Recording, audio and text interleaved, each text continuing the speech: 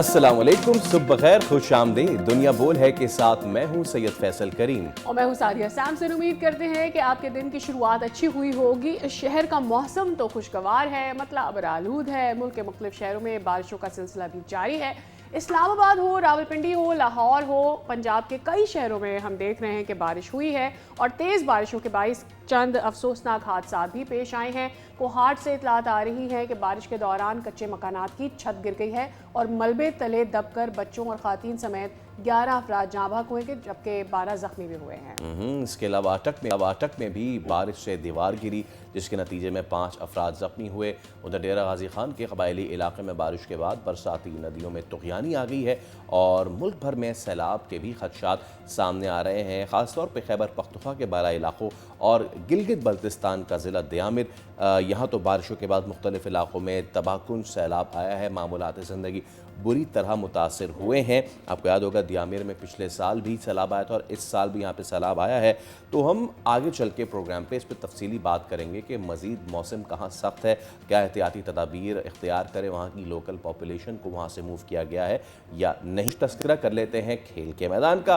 तो FIFA World Cup अब it's coming to its end और we'll be missing the World Cup, लेकिन इतनी जल्दी मिस ना करें क्योंकि अभी भी 2 धमाकेदार semifinals and 1 hell of a final बाकी है। आज सेमीफाइनल में फ्रांस और स्पेन की टीमें मद्दे मुकाबिल होंगी। तो it's world number 1 versus world number 3। Absolutely. Pakistani वक्त के मुताबिक आज 12 बजे मैच शुरू होना है।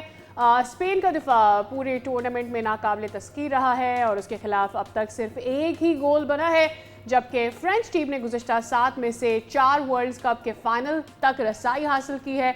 तो देखना यह है कि जो आज खेला जाता है यानी द फर्स्ट सेमीफाइनल, उसमें फ्रांस वर्सेस स्पेन, जिसको कहा जा रहा है कि एक तगड़ा सेमीफाइनल, दोनों सेमीफाइनल्स के मुकाबले इसको ज़्यादा तगड़ा कहा जा रहा है। देखना यह है कि आज स्पेन जीतता है या फिर फ्रांस बाजी ले जाता है और एक दफ़ा फिर से फाइनल के लिए क्वालिफाई कर लेता है। एब्सोल्युटली। तो इसी के साथ चलते हैं अपनी टॉप स्टोरी की जानिब। और इट्स अनफॉर्चुनेट जब आप देखें कि अब दुनिया अमन की जानिब बढ़ रही थी, लेकिन अब वो अमन मुआहिदा भी दोनों फ़रीक़ैन की जानिब से उसको खातिर खा जो है समझा जाए नहीं जा रहा है। दोनों फ़रीक़ैन ने उसको ख़त्म करने का भी तकरीबन ऐलान कर दिया है। तो अमरीकी फ़ौज ने ईरान पर मुसलसल तीसरी रात भी हमला किया है और बंदर अब्बास समेत मुख्तलिफ़ शहरों में ये धमाके भी किए गए हैं और कार्रवाइयाँ भी हो रही हैं। टू बी प्रिसाइज अगर हम बात करें तो ईरान की जानिब से ताज़ा जवाबी कार्रवाइयाँ भी हुई हैं और उन्होंने भी जो हॉर्मुज़ के साथ जितने भी गल्फ़ कंट्रीज़ हैं वहाँ पे जितने भी अमरीकी अड्डे हैं उनको निशाना बनाया है। सो इन अ नटशेल सेंटकॉम के मुताबिक मिसाइल, ड्रोन, बहरी तनसीबात और साहिली दिफाई निज़ाम को निशाना बनाया गया है। अमरीकी सदर डोनाल्ड ट्रंप ये कहते हैं कि अमरीका ईरान पर भरपूर हमले करेगा और ईरान ने बहरीन और कुवैत में अमरीकी फ़ौजी मुकामात पर हमलों का दावा भी किया है। एब्सोल्युटली। तो सिचुएशन ऐसी ये है कि अब ऐसा लग रहा है कि यहाँ से ये शायद वर्ल्ड की तरफ ना चली जाए, खदशा है। कल हमने देखा कि जो पेट्रोलियम मसनूआत हैं वो 4% ऊपर गई हैं, तो क्या ये मज़ीद वर्स हो सकता है या हम अभी भी उम्मीद बांधे रखें? इसी पर बात करते हैं। हमारे साथ सुंदस मुस्तकीम साहिबा मौजूद, इंटरनेशनल रिलेशंस एक्सपर्ट हैं। सुंदस साहिबा, बहुत शुक्रिया आपके वक्त के लिए। देयर वाज अ टाइम जब हम ये एक्सपेक्ट नहीं कर रहे थे कि 60 दिन के लिए बैठ के डायलॉग की बात की जा सकती है, बट ये हुआ और ये डिसाइड हुआ कि जी ठीक है, एक MOU साइन करना है ईरान US को और बैठ के बात करेंगे, मसाइल का हल निकालेंगे, इब्तदाई तौर पर स्ट्रेट ऑफ हॉर्मुज़ खोल देना है। बट विद इन डेज हम इस सिचुएशन में आ गए हैं जहाँ दोनों मुल्क की अब बात कर रहे हैं कि जी हम MOU को किसी खातिर में नहीं लाया जा रहा है। No way. So what do you think, क्या ये भी टल जाएगा वक्त जो गुजर गया है पहले? जी बिल्कुल, ये सिचुएशन उस तरफ चली गई है जिस तरफ नहीं जानी चाहिए थी और जहां जाने के बचने के तमाम जो है वो प्रिकॉशनरी मेजर्स दोनों ममालिक के, दोनों फरीकीन के पास मौजूद थे। बट स्ट्रेट ऑफ हॉर्मुज़ की वजह से ये दोबारा से चीज़ शुरू हुई है और उसके बाद मैं समझती हूँ कि ये जो आयतुल्लाह खamenei साहब का एक बहुत बड़ा जनाजा था, उसके बाद से शायद इसका वेट अमेरिका कर रहा था कि ये देखने के लिए, विटनेस करने के लिए कि कितनी बड़ी तादाद में लोग इस जनाजे में शिरकत करते हैं। और उसके बाद से दोबारा से वो रिटेलिएट करें, क्योंकि with the passage of time हमने देखा कि तमाम के तमाम जो पॉइंट्स हैं वो ईरान के हक में थे मफाहमती याददाश्त के, जो कि इस्लामाबाद मफाहमती याददाश्त जिसका नाम दिया गया था। तो ईरान विन विन सिचुएशन पे था, सिफारती स्थिति हर तरह से जो था वो ईरान जो विन विन सिचुएशन पे था, जबकि इसराइल और अमेरिका के जो ताल्लुकात हमने इस माबैन काफी हद तक खराब देखे थे। ठीक है, वो अमेरिका जो कि 3.8 बिलियन यूएसडी दिफाई निजाम की मद में जो है वो इसराइल को देता था, तो इसराइल चाहता था जनाब कि मजीद हमला किया जाए, लेकिन इसराइल की बिल्कुल भी, इसराइली स्ट्रॉन्ग डिस्पोरा की बिल्कुल भी नहीं चल रही थी सारे सिनेरियो में। लेकिन फिर जब स्टेट ऑफ हर्मस का मुकम्मल कंट्रोल ईरान के पास आया और ईरान हर लिहाज से विन विन सिचुएशन में था, पूरी दुनिया ईरान के साथ थी, अमेरिका के साथ जो था उसके अपने कोई भी मतलब उसके जो यूरोपियन यूनियन वेस्टर्न अलाई कोई भी मौजूद नहीं था। तो फिर इस सारी सिचुएशन में अमेरिका ने कहा जनाब कि कैसे हो सकता है कि जो अमेरिका एक पावरफुल कंट्री है और अमेरिका की जो सुपर मैसी है वो स्टेक पर आ जाए। तो मैं समझती हूँ कि बैनुल अक़वामी इशारा जो है वो मैरीटाइम पैसेज जो है वो स्ट्रेट ऑफ हॉर्मज़, इसका दोबारा से इख्तियार लेकर अमेरिका एक दफा फिर दुनिया को ये बताने की नाकाम कोशिश कर रहा है जनाब कि आज भी वो सुपर पावर है और आज भी वो चाहे वो दोस्त जबरदस्ती के साथ कुछ भी कर सकता है। अच्छा, और उल्टा इसका जो बदला है वो ईरान को सजा लगा रहा है कि जैसे ही डॉक्टर साहब एक चीज उस एमएयू पर जो है वो ईरान ने जो है वो अमल दरामद नहीं किया है। तो अभी ताज़ा हालिया बयान के अकॉर्डिंगली ट्रंप ने कभी ये कहना जनाब कि 20% टैक्स पर वसूल करेंगे, जबकि उसके ऊपर अब्बास अराग़ची साहब ने भी कहा कि बिल्कुल वो यही कह रहे हैं जनाब कि 20% तो बहुत ज्यादा, हम तो उससे कम टैक्स लेंगे। तो अभी दोनों ममालिक जो है वो स्ट्रेट ऑफ हॉर्मज़ के अच्छा, यानी कि डॉक्टर साहब अब ये जाहिर सी बात है ये हॉर्मुज़ की गिरफ्त पे ही आके मामला रुक गया ना। अब हफ्ते को जो पिछला हफ्ता गुजरा है ईरान ओमान के दरमियान इसी 60 डेज़ रोड मैप के तहत ट्रांसशिपमेंट पे मुज़ाकरात भी, अब्बास अराग़ची भी उसमें थे। अच्छा, वो नतीजे पे तो नहीं पहुंच सके मुज़ाकरात, बट उसके बाद क्या हुआ कि ईरान ने ओमान पर हमला कर दिया। अब बहुत सारे लोग, जैसे कि आपने भी कहा कि ईरान के लिए विन विन सिचुएशन बन रही थी, बट नाउ अब जो है ना सिचुएशन इतनी ज़्यादा बेहतर ईरान के लिए नहीं बन रही है। एक मौक़िफ़ ये है।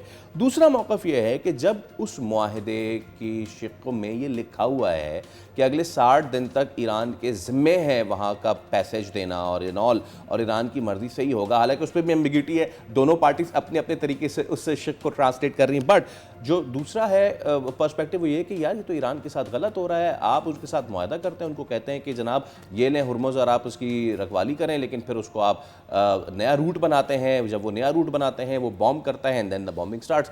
विच side is more clear to you? ये वो शिक नंबर 5 थी जिस पर अभी ये जो बात हुई थी अब्बास अराग़ची साहब ने जैसे कि कहा कि ये जो शिक नंबर 5 थी स्टेट ऑफ हॉर्मज़ की, उसके ऊपर जो है 60 दिन का टाइम जो हम एक्सपेक्ट कर रहे थे कि शायद ही 60 दिन तक जो है और किसी करवट बैठेगा। अमेरिका से 60 दिन पूरे होने का भी वेट नहीं हुआ। ठीक है, अब अमेरिका ने सिर्फ 4 जुलाई गुजरने का वेट किया और इसके बाद से हम समझ रहे थे कि ये डील हो चुकी है। स्विट्जरलैंड में जाकर जो था कतर और पाकिस्तान की सालसी में ये डील हो चुकी है, लेकिन अब सिर्फ थोड़ी सी शायद लफाजी ऐड की जा रही है, अपने अपने ममालिक के लिए आगे फेस सेविंग की जा रही है, लोगों को तैयार किया जा रहा है। क्योंकि हमने देखा ईरान के अपने अंदर भी थोड़ी सी मज़ाहमत पाई जाती थी कि क्यों आपने इस डील को पे के ओके किया ना, मतलब वो भी नहीं करना चाहिए था। ईरान इतना विजिलेंट था कि ईरानी नहीं चाहते थे कि किसी भी तरह से समझौता या कॉम्प्रोमाइज करें। तो हम ये समझ रहे थे कि 60 दिन शायद अपने अपने लोगों को इस मेंटली प्रिपेयर करने के लिए है, लेकिन ये तो गेम ही पूरी उलट गई है। अब तो इजराइल पीछे खड़ा तमाशा देख रहा है और अब तो ये डायरेक्टली अमेरिका ईरान की जंग बन चुकी है, जो कि नहीं बननी चाह रही थी, बनने जा रही है। अब तो इसराइल बीच में से निकल गया और इसराइल जो चाहता था उसके मकासद जो है वो पूरे होते नजर आ रहे हैं। लेकिन इसमें अभी भी अमेरिका की अपनी 100% फेस सेविंग है। मिड टर्म इलेक्शन से पहले we were not expecting from Donald Trump कि वो ऐसी कोई गलती करेंगे, लेकिन यही शायद उस इलेक्शंस की कड़ी है कि अपने लोगों के आगे कि अमेरिका किसी भी तरह स्टेप बैक नहीं किया है।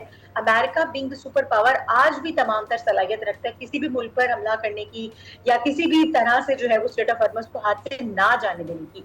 तो वो मिड टर्म इलेक्शन जिसको हम समझ रहे थे कि जिसकी वजह से अमेरिका हमला नहीं करेगा, अब शायद ये उसी की एक कड़ी है ठीक है, कि शायद वो अपनी वो जो सुपरमेसी उसको बरकरार रखने के लिए दोबारा से मैरीटाइम पैसेज का जो कंट्रोल है वो बायहूक एंड बायक्रोक जो है।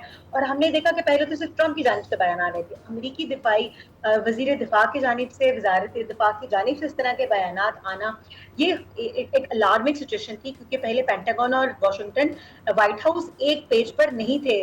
फ्रॉम द लास्ट 4 मंथ्स हमने देखा कि वो एक पेज पर नहीं भी थे।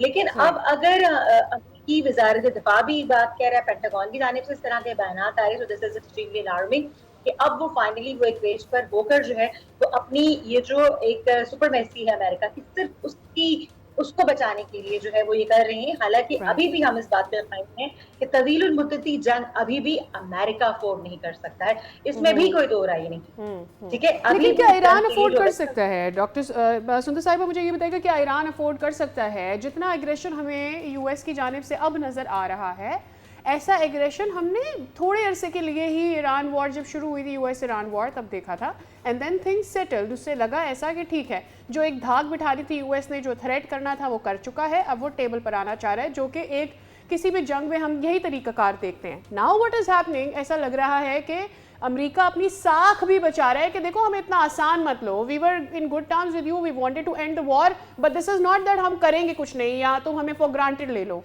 Can not this hurt Iran as well? देखिए जी, ईरान के जो वो जहां से मिसाइल दागे जा रहे थे, आप देखिए कि इजराइल और अमेरिका अभी तक उन अहदाफ तक नहीं पहुंच सके हैं। ठीक है, ईरान की जियोपॉलिटिक्स, उसकी ज्योग्राफी, उसकी कुछ भी कह लें, वो ईरान के जो इंफ्रास्ट्रक्चर उसके लोगों तक तो पहुंच सके, लेकिन उसके मिसाइल प्रोग्राम जो कि नया थ्रेट बन के सामने है, फॉरगेट अबाउट दिस जोहरी प्रोग्राम। ठीक है, अब ईरान का स्ट्रेट ऑफ हॉर्मुज़ और ईरान का जोहरी प्रोग्राम, ईरान का मिसाइल प्रोग्राम जिससे खतरात लाते वो उस तक नहीं पहुंच सका। और ईरान इसीलिए अपने इतना विजिलेंट और इतनी ये स्टेटमेंट जारी कर रहा था कि तवील मुद्दती जंग के लिए हम इसलिए तैयार हैं क्योंकि हमारे जो हेडक्वार्टर्स है जहां से मिसाइल दागे जा रहे हैं, और मिसाइलों का सस्ता होना इटसेल्फ, और मिसाइल का इतनी बड़ी तादाद में मौजूद होना, और मिसाइल प्रोग्राम में रशिया और चाइना का हमारी बैक एंड सपोर्ट पे होना, ये सब वो प्लस पॉइंट्स थे जो ईरान के पास थे और हैं, जिसकी बेस पर ईरान कह रहा था कि तवील मुद्दती जंग के लिए हम तैयार हैं। क्योंकि जो जेर जमीन ईरान का मिसाइल नेटवर्क है, जो कि दिहाइयों से जो उसने तैयार किया था, आज वो उसके काम आया है, और किसी बेस पर ईरान ये कह रहा था और कह रहा है। अब ये विश्व साइकिल चल पड़ा है जो हम समझ रहे थे जनाब कि जिससे ईरान बचना और बचाना चाह रहा था तमाम इस्लामी ममालिक को, ये विश्व साइकिल के भाई आप मुज़ाकरात करें फिर जंग करें, फिर मुज़ाकरात करें फिर जंग करें, ये तो खुद अमेरिका और ईरान के दरमियान ही शुरू हो गया है। अब इसको रोकने के लिए मैं समझती हूँ कि जंग तो ऑफ कोर्स किसी मसले का हल ना था, ना है, ना हो सकता है, लेकिन अभी भी ईरान जो है वो स्ट्रॉन्ग पोजीशन पर ही है। अगर दोबारा हमले हुए तो ईरान की इंफ्रास्ट्रक्चर उसके आबादी पर तो हो सकते हैं, लेकिन वहां पर अभी भी नहीं हो सकते जहां से ये मिसाइल दागे जा रहे हैं। और मिसाइल प्रोग्राम जो है वो मिसाइल्स अमेरिका के पास थोड़े रह गए। अभी जो फौजी हैं 50 से 70 हजार अभी भी खलीजी ममालिक में मौजूद हैं, लेकिन ये वो तादाद नहीं है जो कि जंग शुरू होने से पहले थी।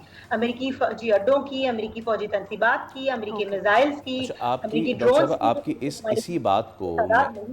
इसी बात को जो आप कह रही हैं कि America is on a one pedestal down. देखिए 16 हफ्ते खिंचने वाली ये जो जंग है, मज़ीद अगर ये 3-4 हफ्ते महीना चलती है तो ये ट्रम्प के हक़ में तो बिल्कुल नहीं होगी। ये मैं क्यों कह रहा हूँ, ये इसलिए क्योंकि एक ऑलरेडी गैर मकबूल जंग है। ट्रम्प साहब की मकबूलियत 35% तकरीबन है इस वक्त अमेरिका में, हालांकि वो खुद 54 कहते हैं उसको। लेकिन अगर तो ये मज़ीद चली और अगर ट्रम्प के हाथों से कांग्रेस चला गया तो उनके मुखालफिन बैठे हुए इम्पीचमेंट को लेके, ईरान को तो ये पता होगा ना, तो हो सकता है कि इस वजह से भी ये माहौल बनाया जा रहा हो। This is very tricky. आपने बिल्कुल ये सही तरह से इशारा किया कि ईरान के जो डिप्लोमेट्स और ईरान की जो साइकोलॉजिस्ट जो कि इस दरमियान में थ्रू आउट द सिनेरियो मौजूद रहे हैं। अब हमने देखा कि पहले हम उस ट्रम्प की जो शेकी बॉडी लैंग्वेज या अनप्रेडिक्टेबल स्टेटमेंट्स अभी कुछ अरसे से वो सामने नहीं आ रहे हैं। ठीक है, बिकॉज अमेरिका, डोनाल्ड ट्रम्प भी सारे सिनेरियो से अपना लेसन गेन कर चुके हैं जनाब कि क्या मकसद होता है कि अगर पेंटागन एक तरफ हो, सब अमेरिकन अपोजिशन एक तरफ हो, लेकिन खाली ट्रम्प स्टेटमेंट्स दे रहे हो तो वो खुद एक पेज पर ना हो। अब वो खुद भी एक पेज पर फॉर द टाइम बीइंग आ गए हैं। ठीक है, बताने के लिए कि हम भी एक है, हमारी जो इजरायली डेस्पोरा और हमारे जो 4 रिपब्लिकन जो आपने तोड़ने की कोशिश की थी, हमारे डेमोक्रेट जो सब एक तितर बितर सी सिचुएशन वहां पर हुई थी, सब जो है वो बिखरे हुए थे।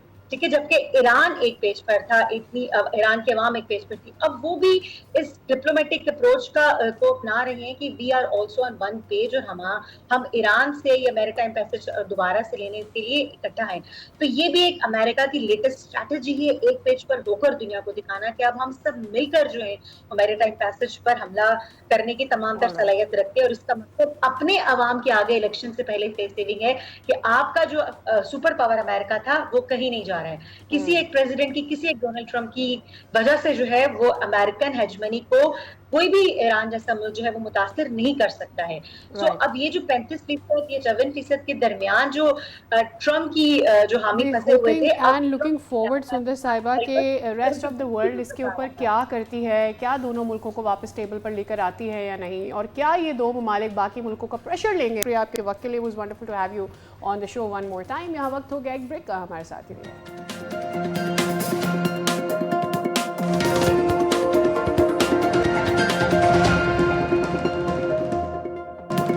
Welcome back. अब मौसम की बात कर लेते हैं, क्योंकि मुल्क भर में मानसून का नया सिलसिला जो शुरू हुआ है, ऐसे में मुल्क भर के मुख्तलिफ इलाकों में मूसलाधार बारिशों का आगाज़ हो गया है, जिससे सैलाब, अर्बन फ्लडिंग, लैंड स्लाइडिंग के खदशात बढ़ते जा रहे हैं। हम बात करें इस्लामाबाद की, पिंडी की, लाहौर की और पंजाब की, वहाँ तो कई शहरों में मूसलाधार बारिश हुई है। इसके अलावा गिलगित बल्तिस्तान का जिक्र करें, खैबर पख्तूनख्वा, आज़ाद कश्मीर, फ्लैश फ्लड्स और लैंड स्लाइडिंग का खदशा जाहिर किया जा रहा है, और कहीं चंद मकामात पर तो लैंड स्लाइडिंग हुई भी है। कोहाट में बारिश के दौरान कच्चे मकानात की छत गिर गई है और मलबे तले दबकर बच्चों और खातीन समेत 11 अफराद जाँ बहक हुए हैं, 12 जख्मी बताए जा रहे हैं। उधर अटक में भी बारिश से दीवार गिरी है, 5 अफराद जख्मी हुए हैं। अच्छा, एज वी आर टॉकिंग, मौसम तो कहर ढा ही रहा है, लेकिन इसके साथ साथ जो हमारा पड़ोसी है, जो कि पानी को अब हथियार बना के इस्तेमाल कर रहा है, वहाँ हम देख रहे हैं कि कसूर में गुज़िश्ता साल जो है हज़ारों एकड़ अराज़ी मुतासिर हुई थी भारतीय आबी जारियत की वजह से। दरिया सतलुज के सैलाबी रेले ने तबाही की दास्तानें रकम की थी, मुतादिद गाँव सफ़ेदी से मिट गए थे। इस बार भी हम देख रहे हैं कि जो सरहदी गाँव है रतने वाला, उसके मकीन अपनी ज़मीन समेत गाँव को बचाने के लिए वो मुंतज़िर हैं। बात करेंगे अपने नुमाइंदे उमैर अली अंसारी से। जी उमैर, आगा कीजिए। जी बिल्कुल, मैं दरिया सतलुज के मुकाम रतने वाला पे मौजूद हूँ, जहाँ के जो देहाती लोग हैं वो इकट्ठे हुए हैं और उनका मुतालबा हुकूमत पंजाब और हुकूमत वक़्त से है कि जो 2025 का सैलाब आया था, उस सैलाब में हमारा पूरा जो गांव है, हमारी जो फसलें हैं वो तबाह हो गई थी। और अब जो इस वक्त है, सुनने में आ रहा है कि जो सैलाब है वो ज़्यादा आ रहा है। तो ये लोग तकरीबन कुछ 7 से 8 गाँव हैं जो इकट्ठे हुए हैं, जिसमें रतने वाला है, रंगे वाला, बन बोदला के और मुतअद्दिद गाँव हैं जिनके लोग खड़े हैं और हुकूमत वक़्त से जो है वो मुतालबा कर रहे हैं कि हमारा जो छोटा सा बन है इधर नोच लगाई जाए, ताकि जो आने वाला 2026 का सैलाब है उसमें से हमें जो है नुकसान ना हो सके। इस वक्त अहले दह के जो इलाके के लोग हैं हमारे साथ मौजूद हैं, उनसे हम जानते हैं कि उनका क्या मुतालबा है। जी शुक्रिया। हमारी हुकूमत वक़्त वज़ीर-ए-आज़म पाकिस्तान और वज़ीर-ए-आला मोहतरमा मरियम नवाज़ साहबा से और हमारे इलाके के जो इधर के लीडर हैं, स्पीकर पंजाब असम्बली मलिक मोहम्मद अहमद खान साहब, उन्होंने इस इलाके के लिए बड़ा कुछ किया है। उनसे ये दरख्वास्त है कि 2025 में जो सैलाब आया था उसकी वजह से सैकड़ों हज़ारों की तादाद में रकबे ख़राब हुए हैं, लोग बेरोज़गार हुए हैं। तो अब सुन रहे हैं 2026 का जो रेला उससे बड़ा आ रहा है, तो इस रेले की वजह से ये जो हमारी आबादियाँ हैं, हमारे घर हैं, ये भी तबाह हो जाएँगे। तो हमारी आपसे हुकूमत वक़्त से ये गुज़ारिश है कि ये छोटा सा एक बंद है, ये बाँध दिया जाए ताकि ये 8-10 देहातों के लोग महफूज हो जाएँ। शुक्रिया। जी बिल्कुल, अहले इलाका के लोगों का स्पीकर पंजाब असम्बली और हुकूमत वक़्त से भी मुतालबा है कि जो हमारा छोटा सा बंद है, अगर ये शुक्रिया डिटेल्स आप कसूर से हमें दे रहे थे। अब चलते हैं ज़रा खैबर पख्तूनख्वा का भी रुख कर लेते हैं। यहाँ बालाई इलाके हैं, गिलगित बल्तिस्तान का ज़िला ख़ास करके दयामिर, बारिशों के बाद मुख्तलिफ़ इलाकों में आने वाले तबाहकुन सैलाब से मामूल ज़िंदगी बुरी तरह से मुतासर हुए हैं। इस वक्त मुख्तलिफ़ इलाके जो है वो पानी के, ये जो तेज़ पानी का बहाव है उसकी वजह से मुतासर हो रहे हैं। इसी पर बात कर लेते हैं। शम्स कोहिस्तानी हमारे साथ मौजूद है। शम्स, आगाह कीजिएगा, दयामिर में पिछले साल भी बहुत नुकसान हुआ था, इस साल भी इसी तरह के नुकसान का खदशा जाहिर किया जा रहा है, क्या सूरत हाल है? जी बिल्कुल, गुज़श्ता रोज़ से गिलगित बाल्तिस्तान और खैबर पख्तूनख्वा के बालाई इलाकों में वक्फे से मूसलाधारों का सिलसिला जारी है। इन बारिशों की वजह से गिलगित बाल्तिस्तान ख़ासकर ज़िला दयामिर में बड़े पैमाने पर तबाही मची है, जिनमें थोर, नियाट और खनबरी के मुख्तलिफ़ इलाकों में सैलाबी सूरत हाल का सामना करना पड़ा, जिससे मुख्तलिफ़ इलाकों में रिहायशी मकानात, खड़ी फसलें और लोगों के ज़री ज़मीनें जो है वो इस सैलाब की नज़र हो गई है। इसी तरह बूनरदास जो कि चिलास से ज़रा से फासले पे हैं, वहाँ पे बड़े पैमाने पे मड स्लाइडिंग हुई है, जिसकी वजह से शाहरा कराक्रम हर किस्म के ट्रैफिक के लिए ब्लॉक हो गई है, जिसकी वजह से दूर दराज से गिलगित बल्तिस्तान सफ़र करने वाले सियाह और मुसाफिर बुरी तरह फंस कर रह गए हैं। इसी तरह खैबर पख्तूनख्वा के बालाई इलाकों ज़िला पर कोहिस्तान, लोअर कोहिस्तान और कोली फालस कोहिस्तान में भी वक्फे से बारिशों का सिलसिला जारी है। इन बारिशों की वजह से शाहरा कराक्रम कोहिस्तान के एरिया में तो ब्लॉक नहीं हुई, अलबत्ता चिलास के नज़दीक बूनरदास में शाहरा कराक्रम ब्लॉक हुई है, और जिसको खोलने के लिए नेशनल हाईवेज़ अथॉरिटी और FWO मुश्तरका तौर पर कोशिशें कर रहे हैं। हुकूमत ने अपनी तरफ से एक अलर्ट तो जारी किया है कि लोग महफूज मकामात पे मुंतकिल हो जाएं, लेकिन क्लाइमेट चेंज को अमली तौर पे कंट्रोल करने के लिए हमें कोई शम्स आप हमें अपडेट कर रहे थे दयामिर से, और वहाँ पिछले साल तालीदास में बहुत तबाही हुई थी और इस बार भी तबाही जो है वो शुरू हो चुकी है। तर्जुमान PTMA खैबर पख्तूनख्वा अनवर शहजाद साहब हमारे साथ मौजूद हैं। अनवर साहब अस्सलाम वालेकुम और बहुत शुक्रिया आपके वक्त के लिए। अनवर साहब, लास्ट टाइम वी टॉक तो हमारी चित्राल के हवाले से भी बात हुई, जो और अपर कोहिस्तान के हवाले से भी बात हुई। इस वक्त क्या सिचुएशन है, मौसम क्या बता रहा है आगे आने वाले, क्योंकि मॉनसून का जो है वो पावरफुल स्पेल तो अब शुरू हो चुका है। क्या आप लोगों की प्रेडिक्शंस हैं और क्या प्रिपेयर्डनेस है? वालेकुम अस्सलाम जी। जिस तरह आपको पता है कि मानसून का सीज़न जो है वो शुरू हो चुका है, और इस मानसून जो प्रेडिक्शन है महकमे मौसमियात के, अगर वेदर आउटलुक को देखा जाए तो दो तरह के सिनेरियो हमारे पास हैं यहाँ पर। एक तो टेम्परेचर राइज रहेगा साउदर्न डिस्ट्रिक्ट में और मामूल से कम बारिशें होंगी, और नॉर्थर्न डिस्ट्रिक्ट की तरफ अगर देखें तो वहाँ पर जो है बारिशें काफ़ी ज़्यादा होंगी, मामूल से ज़्यादा होंगी और टेम्परेचर भी राइज रहेगी। तो ये दो तरह के सिनेरियो हमारे पास यहाँ पर हैं मानसून में, जो काफ़ी टेंस कर सकते हैं।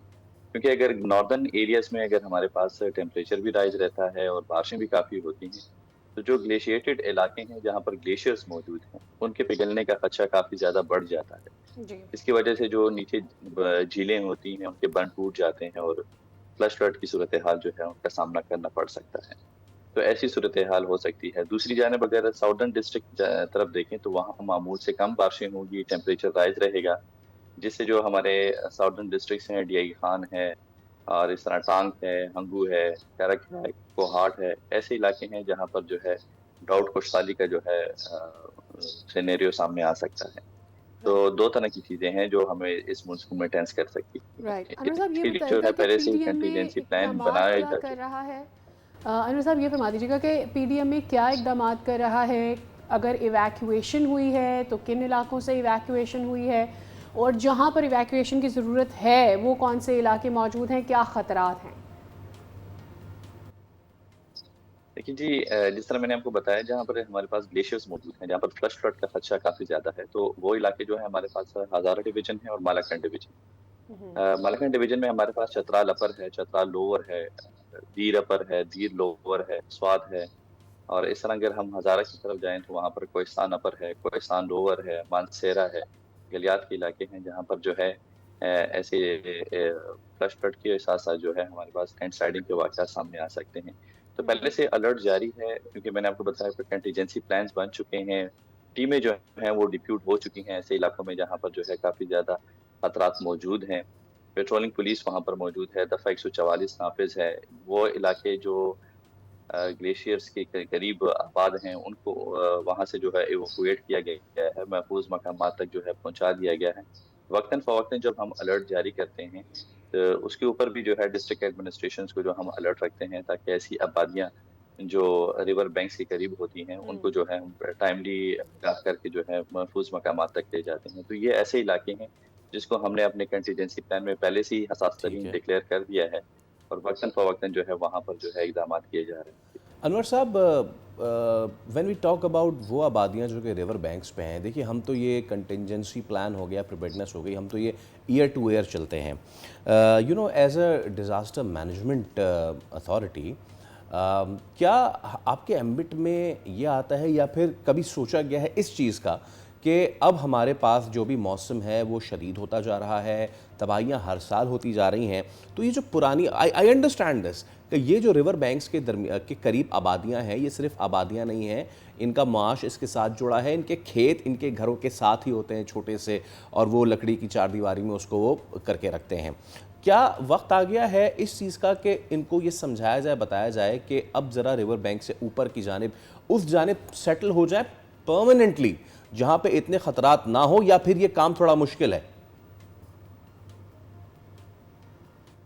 देखिए जी, अप्रैल के महीने से हमने ये कैंपेन शुरू कर दी थी कि जो आबादियां रिवर बैंक से करीब हैं, जो होटल्स हैं, जो टूरिस्ट स्पॉट्स हैं, जो रिवर बैंक के करीब हैं, वहाँ पर जो जितनी भी आबादियां थी उनको हमने वो इवैक्यूएट कर दिया है। वहाँ से जो है हमने महफूज मकामात की तरफ उनको मुंतकिल कर दिया। जितने भी तजावुज़ात थे, इंक्रोचमेंट्स थी, उन तमाम इंक्रोचमेंट्स में जो है हमने ऑपरेशंस करके वो तमाम इंक्रोचमेंट्स खत्म कर दी हैं।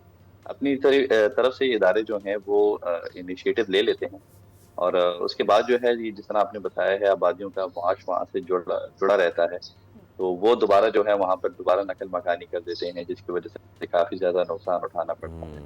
तो इनिशिएटिव्स लिए जाते हैं, इनिशिएटिव्स के साथ-साथ जो है वहाँ पर कंटीजेंसी प्लान्स बनाए जाते हैं, टीमें डिप्यूट की जाती हैं, तजावुज़ात हटाए जाते हैं, जिस तरह इस बार भी हुआ है। जिस तरह आपने बताया है कि न्यू एलिमेंट्स हमें उनका सामना करना पड़ता है, और हर वक्त जो है कभी क्लाउड बर्स्ट का सामना करना पड़ जाता है, कभी ड्राउट का सामना करना पड़ता है, कभी फ्लैश फ्लड का बट सामना दिस करना इज़ वन पड़ता है। थिंग तो कि न्यू जिस न्यू पे एलिमेंट्स जो है वो हर साल आते रहते हैं। We need a national consensus on this. बहुत शुक्रिया अनवर शहजाद साहब, हमारे साथ आप मौजूद थे और इस अहम मामला फरमा रहे थे। मौसम शदीद होता जा रहा है, तो इसलिए ख्याल रखिए। जस्ट वन थिंग, वो तमाम तर सयाह, क्योंकि जुलाई अभी भी बाकी है, वो तमाम तर सयाह जो इन इलाकों का रुख कर रहे हैं, प्लीज़ एडवाइजरी देख के रुख कीजिएगा। एक ब्रेक ले रहे हैं, दोबारा हाजिर होंगे। Stay with us.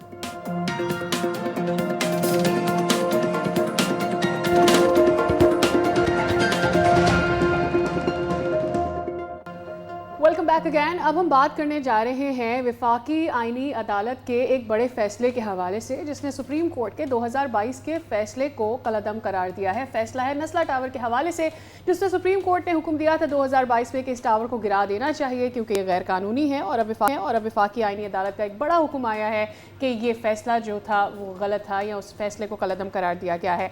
40 फैमिलीज़ इससे मुतासर हुई थी। तो सबसे पहले तो चलते हैं साइट पर जहाँ पर खुर्रम गुलजार मौजूद हैं, उनसे जानते हैं कि ये बड़ा सा टावर जिसमें 40 घराने बसने वाले थे, इस टावर को गिराकर आज इस फैसले को कलअदम करार दे दिया गया है। क्या माहौल है इस वक्त नस्ला टावर के अतराफ? जी बिल्कुल, इस वक्त मैं शाहराह फैसल और शाहराह कायदीन के संगम पर मौजूद हूँ, और आप देख सकते हैं कुछ ये मैदान हुआ हुआ इलाका है। ये आज से 4 साल कबल जो है वो नस्ला टावर था यहाँ पर।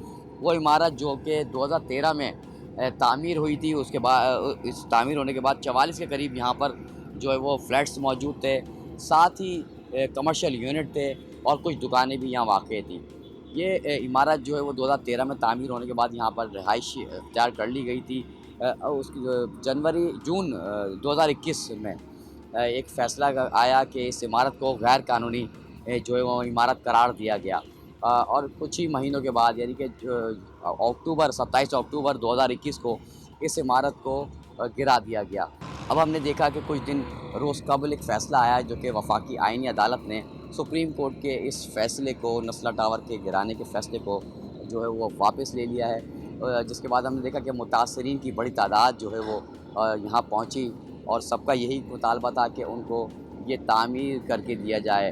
वली नामी एक जो मुतासरीन थे, जो हमारी उनसे मुलाकात भी हुई, तो उनका यही मुतालबा सामने आया कि जो हुकूमत है वो उनके साथ ताउन करे, और जो इनके घर यहाँ गिरा दिए गए थे उनको दोबारा तामीर करके उनको दिए जाए।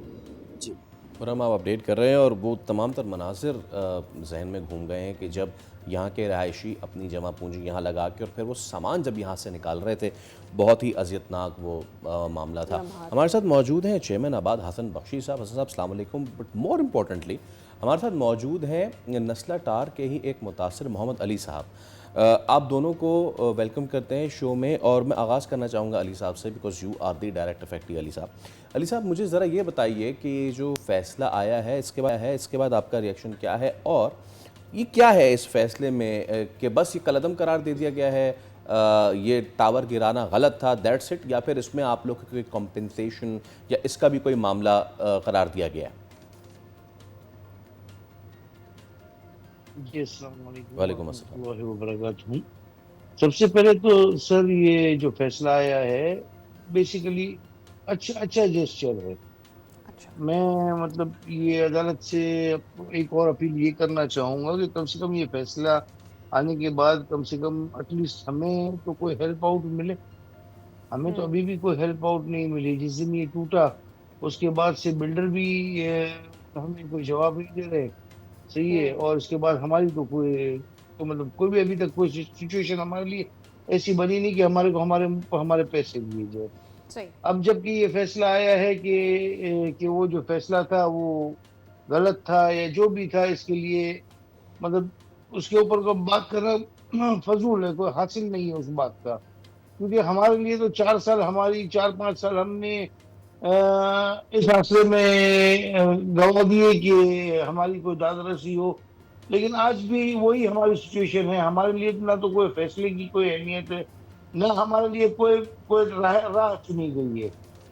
अगर ये रहा हमारे लिए ये चुनी जाती कि भाई ठीक है अभी जबकि ये फैसला को इस फैसले को कलअदम करार दिया गया है तो कम से कम किसी न किसी को तो उठ के आना चाहिए सामने कि जो हमारी हेल्प आउट करे कि हमारी दाद रसी करे और हमारी सिचुएशनों को हैंडल करके हमें एक प्लेटफॉर्म पे लाके कि भाई कम से कम चले ये प्लेटफॉर्म से आपको जो है ना आपका घर मिल जाएगा वापस।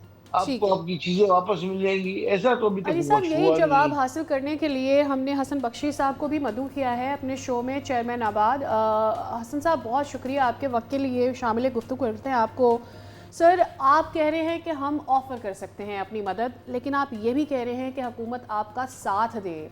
सवाल हमारे जहन में ये आता है कि एक तो आप किस तौर से मदद फराहम कर सकते हैं और हुकूमत से आप क्या ताउन मांग रहे हैं।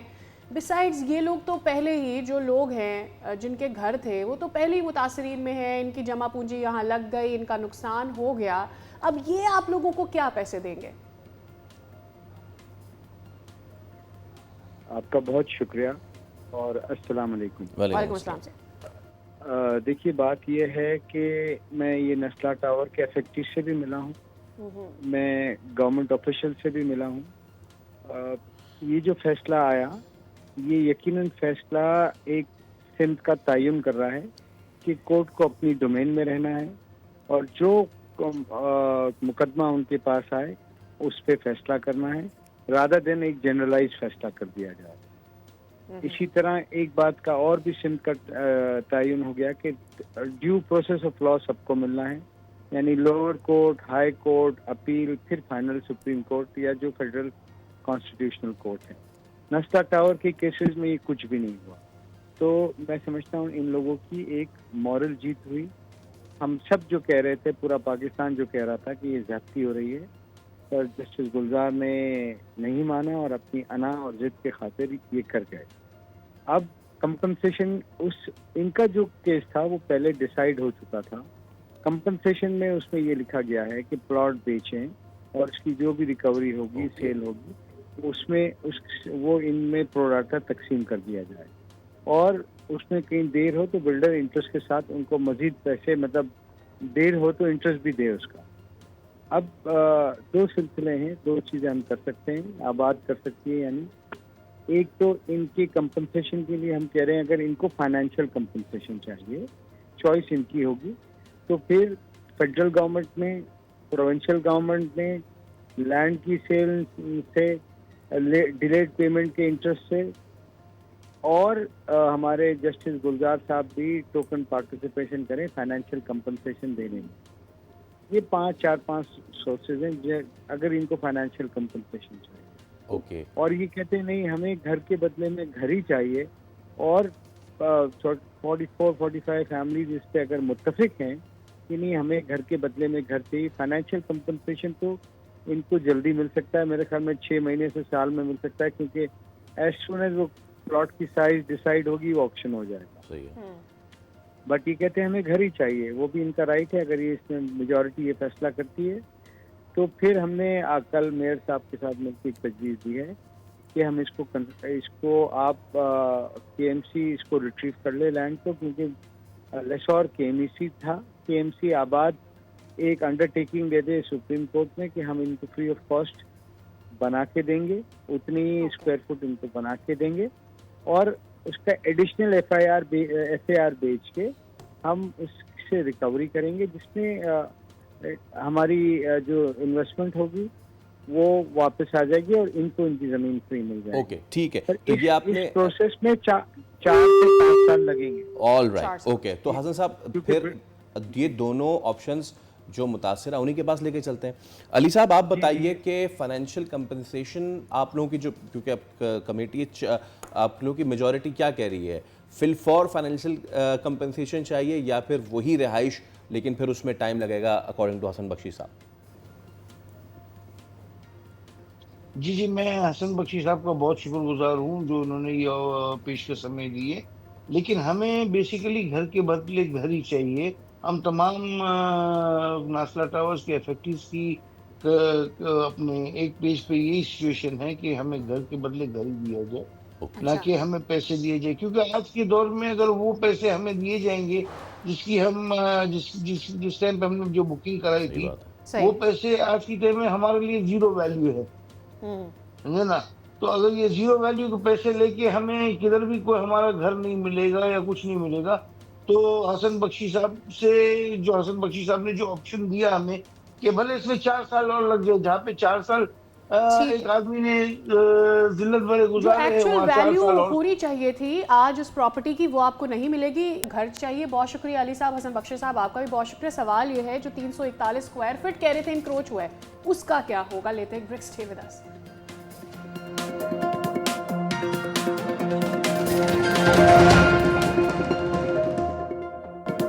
एक बार फिर आपका कहेंगे खुशामदीद। आप देख रहे हैं दुनिया बोल है।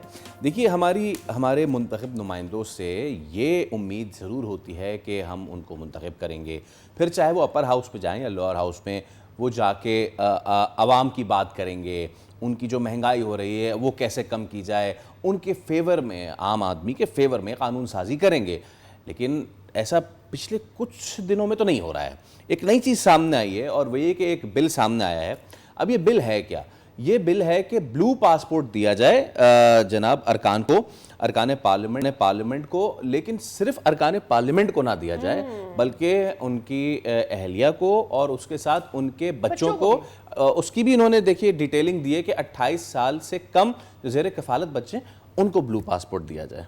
क्योंकि 28 साल से कम, एक तो पहले ये कि 28 साल से कम वो बच्चे हैं, मुझे यही मानने के ऊपर थोड़ा सा मसला हो रहा है। वेल, तमाम इस मुजव्वज़ा कानून पर सियासी रहनुमाओं, सहाफ़ियों, सोशल मीडिया पर शदीद तनकीद भी हो रही है और उनका ऑब्वियसली ये कहना है कि ब्लू पासपोर्ट सिर्फ सरकारी सफारती जिम्मेदारियों तक महदूद होना चाहिए।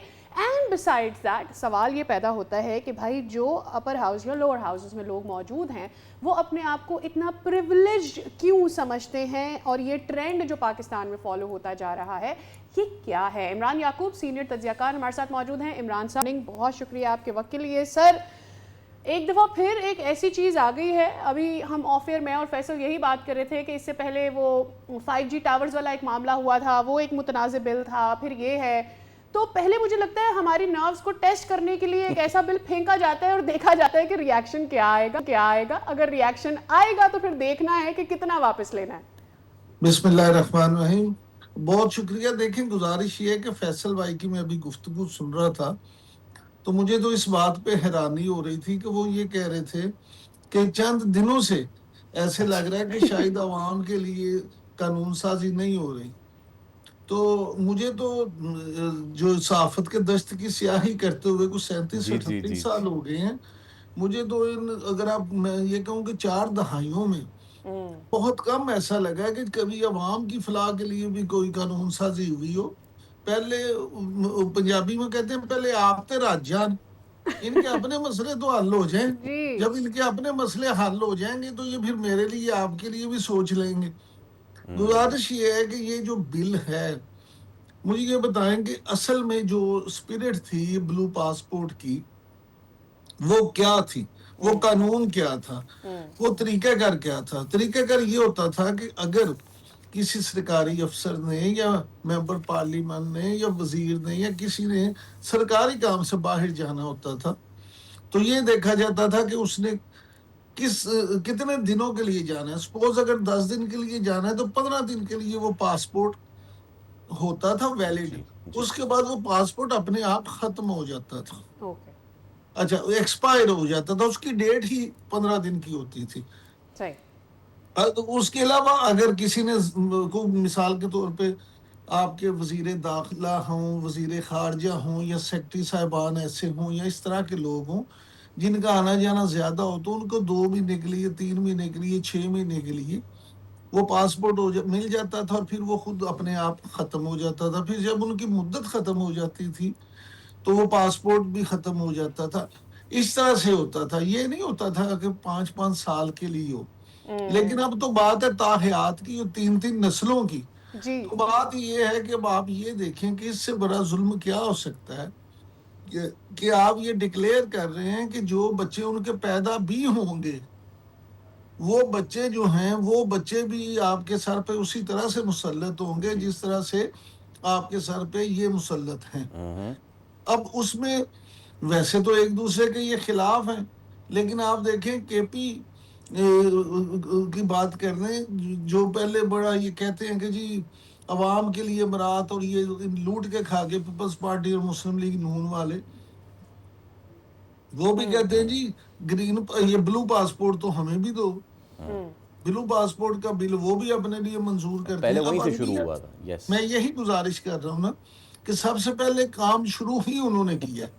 यानी इसकी बात ये है कि ये अपने वो इनका वो हाल हुआ ना कि करवा करवा मीठा मीठा हाफ हाफ और करवा करवा थू, ये अपने साथ एक दूसरे के अपने मफाद के लिए एक जैसे हैं, अपने मफाद के लिए इकट्ठे हैं। अवाम के मफाद के लिए एक आम आदमी को जरा आज पता करे ना, आप कराची में पाकिस्तान के सबसे बड़े शहर में बैठे हुए हैं, जरा चेक कर दें कि एक आम आदमी अगर पासपोर्ट अप्लाई करता है तो उसको कितना अरसा लगता है वो पासपोर्ट लेने में। जी जी, अगर आप सर आप एग्जीक्यूटिव अप्लाई करने जाएं, आप हाँ। एग्जीक्यूटिव ऑफिसेज भी जाकर अगर पासपोर्ट अप्लाई करने जाएं, आप ज़्यादा पैसा भी दे दें तो कभी कह दिया जाता है कि बुक्स नहीं है, कभी कह दिया जाता है पेपर्स नहीं है। आप ज़्यादा पैसे दे के भी जो 10 दिन में पासपोर्ट बनना है वो आपको 20 दिन तक नहीं मिलता। जो घर पे डिलीवर होना है उसके लिए भी आपको रोना पड़ता है।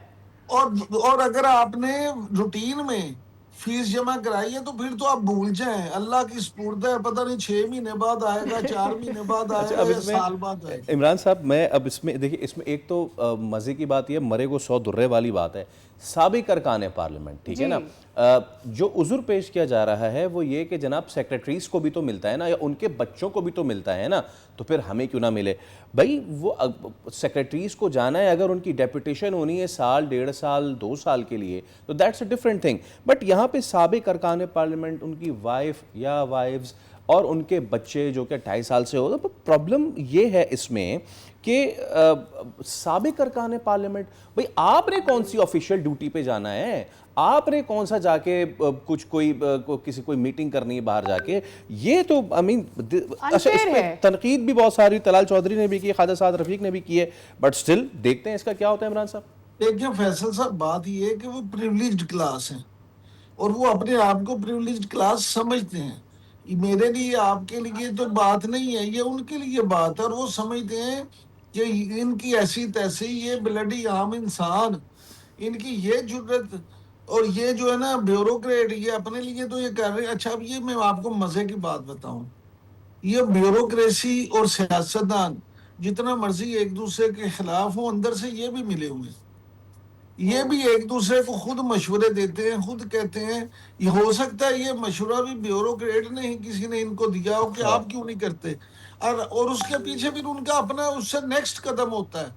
उन्होंने अपने लिए पहले सोच के रखा होता है कि अच्छा इनको इस तरह से जरा जलील करवाते हैं, और अगर ये कामयाब हो गए तो हम अपने लिए इससे नेक्स्ट स्टेप में चले जाएंगे। इमरान साहब देखें, at the end of the day ये वो अरकान हैं जिनको हमने चुना, आवाम ने चुना, टैक्स पेयर इनके लिए पे कर रहा होता है इनकी सैलरीज के लिए। तो सोशल मीडिया के दौर में ये बातें अब छुपती नहीं हैं, बट बात ये है कि उसके बावजूद इस तरह के कानून पास हो जाते हैं। देखिए गुजारिश ये है कि ये तो आपका ख्याल है ना कि आपने चुना उनको, वो तो ये समझते हैं कि वो तो ये समझते हैं कि भाई धंधा है पर गंदा है ये, हमें पैसा चाहिए, हमें मकबूलियत चाहिए, हमें कबूलियत चाहिए, और अगर कबूलियत हो गई तो हमारी सीट भी हो जाएगी। हमें असम्बली में भी जगह मिल जाएगी, काबीना में भी जगह मिल जाएगी, हुकूमत में भी हम इत्तेहादी बन जाएंगे। अब प्रॉब्लम ये है कि अवाम बेचारे जाएं बाढ़ में, अवाम को तो मसला ही नहीं है किसी। मुझे ये बता दें कि 2 साल होने को है हुकूमत को, अवाम की फलाह के लिए, अवाम के फायदे के लिए, अवाम को रिलीफ देने के लिए कितने काम हुए। और असम्बलियों में आप देख रहे हैं, कभी इनकी तनख्वाहों का बिल पेश हो गया जी, कभी इनकी सहूलतकारी के बिल पेश हो गए, कभी इनके लिए पासपोर्ट का बिल पेश हो गया। अब मुझे ये सिर्फ बता दें कि ये सारे मसाइल जो हैं हमारे इन बेचारे गरीब मस्कीन और हमारे लाचार ये जो मेंबरान असम्बली है, सिर्फ इनके लिए ही क्यों? और मसला वही है। मसला देखें, चलिए उन जो करंट यहाँ तक आ जाते हैं इमरान साहब कि जो करंट सिटिंग पार्लियामेंटेरियंस या सेनेटर्स हैं, उनके लिए भी अगर ये चीज़ आती तो शायद अंडरस्टैंडेबल था कि भाई इन्हें भी तो जाना होता है ना, तो इन्हें भी ऑफिशियल विजिट पे, इन्हें भी सरकारी विजिट पे जाना होता है, तो वहाँ तक तो बात ठीक थे। Now coming to the wife and the बच्चे, ये चीज़, और जब वो ये कहते हैं कि जनाब सेक्रेटरीज को भी होता है तो फिर हमें क्यों नहीं, इस चीज़ को कैसे अलाइन किया जाए? फैसल साहब, बात ये है कि तकरीबन 7,000 तादाद बनती है इस वक्त ना ब्लू पासपोर्ट की। अब मुझे ये बताएं कि पूरी दुनिया में इन्होंने ब्लू पासपोर्ट को मजाक बना दिए। कभी इस तरह से भी होता है कि आप इतने हजारों ब्लू पासपोर्ट जारी कर दें। यहाँ जब तक आप ये बात कर रहे हैं भी मेंबराने असम्बली जो हैं, फिर उनके बच्चे, फिर उनकी बीवियां। अच्छा, अगर आपने सरकारी काम से जाना है तो आपके बच्चे और बीवियां क्यों साथ जाएंगी? आपने 2-4 दिन के लिए जाना है, वो काम करके आप वापिस आ जाए। असल मसला ये नहीं है, असल मसला ये है कि वो अपने लिए देखें सहूलतें ढूंढते हैं। इस पे भी आप एक स्टडी करवा लें। ये इस तरह से जाएंगे, अपने बच्चों को साथ लेके जाएंगे, फिर वो बच्चे जो हैं वहाँ पे सेटल होने के लिए जो तरीक़ेकार मुख्तलिफ हैं मुख्तलिफ मुल्कों में, वो इख्तियार करेंगे। इनको ये है कि इस तरह तो पता नहीं वीज़े लगने हैं या नहीं लगने, तो बहती गंगा में हाथ धो लें, हम सारे जो है ना वीज़े लगवा लेंगे, वीज़े की ज़रूरत नहीं रहेगी, हम चले जाएंगे और वहाँ फिर बच्चों को सेट कर लेंगे। इन्हें हमारे तुम आपके बच्चों की नहीं, अपने बच्चों की फिक्र है भाई। अच्छा, अब इमरान साहब तकलीफ एक्चुअली ये है, आम तौर पर तो कोई केस होता है ना, तो उसमें ऑपोजिशन ने एक केस दाग दिया, किसी के ऊपर इल्ज़ाम लगा दिया, तो चलो जी अदालत चले गए, फिर केस लड़ा, कोई उसका फैसला आया, इसमें तो सभी को फ़ायदा हो रहा है। तो फिर अब क्या मैं एक्सपेक्ट करूं कि कोई अदालत तक जाएगा, कोई पटिशन दायर होगी, क्या कोई इसका हल होगा? वैसे तो भी बिल एक पास होना भी एक अलग मरहला है। नहीं, देखिए, मुझे ऐसे ज़ाती तौर पे लगता है कि शायद ये बिल पास ना हो पाए, इसलिए नहीं कि कोई अदालत जाएगा या नहीं जाएगा। लेकिन अब देखिए, इस वक्त 21वीं सदी में आप बैठे हैं, डिजिटल सोशल मीडिया का दौर है। हम आज इस वक्त के प्रोग्राम में भी डिस्कस कर रहे हो, और हम अकेले डिस्कस नहीं कर रहे, तकरीबन हर टीवी पे, हर प्रोग्राम में ये बात डिस्कस हो रही है। तो उसमें फिर ये है कि अब हुकूमत जो है, शायद उनको भी ख्याल आए और फिर ताकतवर लोगों को भी इस पे ख्याल आए कि नहीं, ये एक गलत काम होने जा रहा है, तो फिर बहुत सारे काम वहां से भी रुक जाते हैं। इसलिए being a follower of politics, मैं ये समझता हूँ कि ये बिल, मुझे नहीं लगता कि इतनी आसानी से ये बिल पास हो। मुझे ये महसूस होता है कि ये काम यहीं रुक जाएगा। लेकिन जितनी तेज़ी से आ रहे हैं, वो कहते हैं ना कि चांद का एम करोगे तो तारों तक तो पहुंच ही जाओगे, कहीं ना कहीं तो तो पहुंचेगा। इमरान याकूब साहब, एक मरतबा फिर आपसे बात करके बहुत मज़ा आया। Thank you so much for your time sir, और को जहमत देते रहेंगे। वेल, इसी के साथ लेते हैं हम एक ब्रेक। मीनवाइल भी ब्रेक में डिस्कस करते हैं कि पासपोर्ट बनवाना है या नहीं बनवाना है। नीला हरा ब्रेक।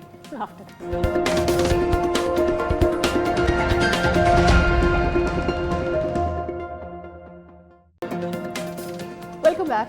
पिछले कई सालों से हम ये देख रहे हैं कि पाकिस्तानी अपने बेहतर मुस्तकबिल के ख्वाब देखते हैं, और इस सिलसिले में वो बहुत सारे मुल्कों को रुख करते हैं, बड़े बड़े ख्वाब देखते हैं, यूरोप जाने के ख्वाब देखते हैं, और सैकड़ों पाकिस्तानियों के लिए ये एक मौत का सफ़र भी साबित हुआ है। गुज़िश्ता अगर 4 बरसों की बात करें तो इस दौरान गैर कानूनी हिजरत की जो कोशिशें हैं, जिसमें कश्ती हादसात के बाइस 335 पाकिस्तानी जान की बाजी हार चुके हैं। इंसानी स्मगलर्स के खिलाफ कार्रवाइयाँ तेज़ तो कर दी गई हैं। अच्छा, 2026 के इब्तदाई 2 माह में गैर कानूनी हिजरत की कोशिशों में 64% कमी रिकॉर्ड की गई, जो इसी माह में पिछले साल 2025 में बहुत ज़्यादा थी। लेकिन अभी भी सिचुएशन क्या अंडर कंट्रोल आ गई है? And the European border and coast guard agency जो है फ्रंटेक्स, उसने ये आदाद शुमार दिए हैं कि 440 पाकिस्तानी जो हैं 2026 में अब तक उन्होंने कोशिश की है या वो एंटर हुए हैं, एज़ कम्पेयर टू 1224 जो कि पिछले साल जो है वो 2025 में गए हैं। बट हम देखें सादिया, वी रिमेंबर दिस कि हम चाहे वो पायलॉस ग्रीस वाला मामला हो या फिर लीबिया वाला मामला हो, ग्रीस में तो बार बार इस तरह के वाक़यात हुए हैं, हमने शो में बहुत इस पर जिक्र किया है उसका। अब क्या इस पे कार्रवाई मज़ीद हो रही है, और क्या अगर हम ये जो एक ग्राफ देख रहे हैं जो कि नीचे आया है, डज दैट मीन कि हमारे इदारों की कार्रवाइयाँ और ये जो प्रोपेगेशन सारी हुई है, क्या ये कामयाब हो रही है या अभी भी लोग उसी तरीके से जाने की कोशिश कर रहे हैं? क्योंकि हालात तो मुल्क के वैसे ही है ना। बिसाइड्स हमें ये भी बोलना चाहिए कि जो 460 का नंबर आ रहा है वो as of now half of the year तक का आ रहा है। बाय एंड ऑफ ईयर ये नंबर कहाँ तक जाएगा, we still have to figure that out. दिसंबर के बाद हम अगले साल ये नंबर देख रहे होंगे। बिसाइड पिछले साल जो नंबर था उस साल के हिसाब से जो आधे साल के नंबर्स हैं वो भी इन कंपैरिजन कम है। बट असल सवाल ये है कि आपको याद होगा जब लिबिया वाला मामला खास करके हुआ था, उसके बाद बड़ी सख्त कार्रवाइयाँ की गई थी, एजेंट्स तक पहुंचा गया था, कई एजेंट्स को पकड़ा गया था, बैरून मुल्क जो एजेंट्स हैं उनसे रब्ता किया गया था। ये भी कहा जा रहा था कि दूसरे मुल्कों की जो पुलिस है, सजाद बाजवा साबिक डायरेक्टर FIA हैं, हमारा रब्ता उनसे हो गया, उनसे बात करते हैं। सजाद साहब अस्सलाम वालेकुम, बहुत शुक्रिया आपके वक्त के लिए। सर, ये पे दर पे वाक़यात इस तरह के होते हैं। ऑब्वियसली हमें पता है बहुत सारे नौजवान कोशिश करते हैं कि अपने मुल्क से दूसरे मुल्क जाकर अच्छी ज़िंदगी देखें, एक हेफ्टी अमाउंट देकर ये जाते हैं। ज़रा हमें अब तक के नंबर्स के हिसाब से बता दीजिएगा कि अभी भी ये कोशिशें हो रही हैं, इन कोशिशों को रोकने के लिए क्या इकदाम किए गए हैं, इन नंबर्स में कितना फ़र्क आया, ऑफिशियल फिगर्स क्या हैं?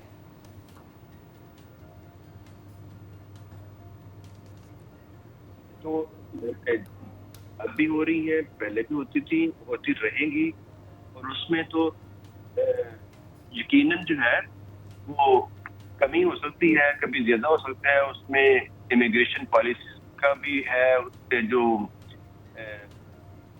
इस ट्रेंड में जो मेजर रोल है वो 2-3 चीजों पे है।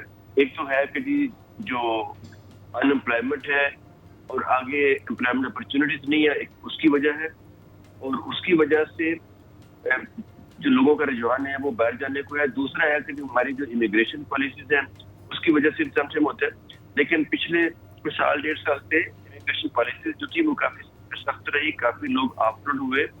और लेकिन देखिए जो लोगों ने जाने हैं और जो ये ट्रांस इंटरनेशनल जो है ये एक इमिग्रेशन माफियाज हैं, वो कोई ना कोई नया रास्ता ढूंढते रहते हैं और वो नए रूट्स जो है वो ढूंढते रहते हैं, और उन रास्तों के जरिए वो फिर आगे यानी पाकिस्तान से निकल के आगे पहुंच जाए। और उसमें देखिए अभी जब भी कश्ती डूबती है तो हमारा एक होता है 2-4 दिन हमारी हाइप होती है, मीडिया में आएगा, जो हमारे हुक्मरान है वो भी इसमें थोड़ा सा एक्शन लेंगे, और जैसे जैसे वो ठंडा होता है फिर मामला रफ्ता दफा हो जाता है। बिल्कुल। और कोई एक जामिया जो पॉलिसी है ना वो नहीं बनती। मैं आपकी जामे पॉलिसी वाली बात सज्जाद बाजवा साहब, यही मेरा सवाल था, उसको मैं रिफ्रेश कर देता हूँ। एक और स्टैट मैं आपके साथ शेयर करता हूँ। पिछले साल 109 पाकिस्तानी मरे या डिसअपेयर हो गए ड्यूरिंग माइग्रेशन, इलीगल माइग्रेशन, और पाकिस्तान एशिया पैसिफिक रीजन में तीसरे नंबर पर आता है in the deaths due to illegal immigration. पहले पे अफगानिस्तान, दूसरे पे म्यांमार है। इन ममालिक के साथ हम मुकाबला कर रहे हैं। आपने बात की पॉलिसी साजी की, हमें वो एरियाज आइडेंटिफाइड हैं, वो गाँव आइडेंटिफाइड है सर, जहाँ से सबसे ज़्यादा, वो शहर आइडेंटिफाइड है जहाँ से सबसे ज़्यादा लोग गए हैं या जाते हैं, अभी भी जाएंगे। क्या हमारी इदारों ने कोशिश की कि वहाँ जाएं, वहाँ जाके इनकी काउंसलिंग करने की कोशिश करें, इनको बताएं कि अगर आपने जाना भी है तो, और तो दीगर तरीके भी होते हैं जो सही तरीका है जाने का, उस तरीके से इनकी काउंसलिंग करने की कोशिश भी की? ये तो पॉलिसी हमें ला सकते हैं ना। पॉलिसीज के लिए सबसे ज्यादा जो नंबर 1 चीज है एम्प्लॉयमेंट अपॉर्चुनिटी क्रिएट करना जी, और ये जो देखें जिन एरिया से लोग जा रहे हैं वो गुजरांवाला गुजरात डिवीजन है, ये 2 डिवीजन है। अगर आप वहां से देखें तो वहां पे सबसे ज्यादा जो पाकिस्तान में जो कॉटेज इंडस्ट्री थी, जो घरेलू सनत जो जिसको कह लें, वो इस इन एरिया में सबसे ज्यादा थी। और अब घरेलू सनत खत्म हो गई है, अब बड़ी इंडस्ट्रीज रह गई है। अब बड़ी इंडस्ट्रीज जब ऐड ऑन नहीं होगा, एम्प्लॉयमेंट अपॉर्चुनिटीज क्रिएट नहीं होगी। अब मुझे बताया कि कोई गवर्नमेंट बताए ना कि भाई गुजरांवाला डिवीजन में या गुजरात डिवीजन में आपने पिछले 5 साल में 10 साल में कितनी इंडस्ट्री ऐड की है, काम कितनी हुई है, ऐड ऑन कितने की है। घरेलू सनत देखिए कोई 10-15 साल में घरेलू सनत ऑलमोस्ट वाइप आउट हो गई है। राइट। और उसके बाद आपने जब भी अगर लोगों के पास अपॉर्चुनिटी नहीं होगी तो लोग क्या करेंगे? लोग कोई ना कोई चोर रास्ता ढूंढेंगे। चोर रास्ता ढूंढने के लिए फिर मैंने देखिए जान की बाजी लगाना कोई आसान काम नहीं है। जो भी शख्स जाता है कुछ करता है वो किसी न किसी से मायूस होकर जाता है।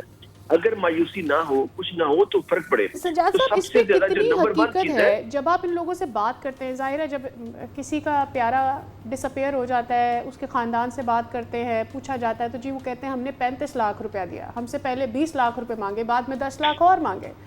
इतने पैसे तो अपने अकाउंट में शो करके वैसे ही आप स्टूडेंट वीज़ा में बाहर चले जाते हैं।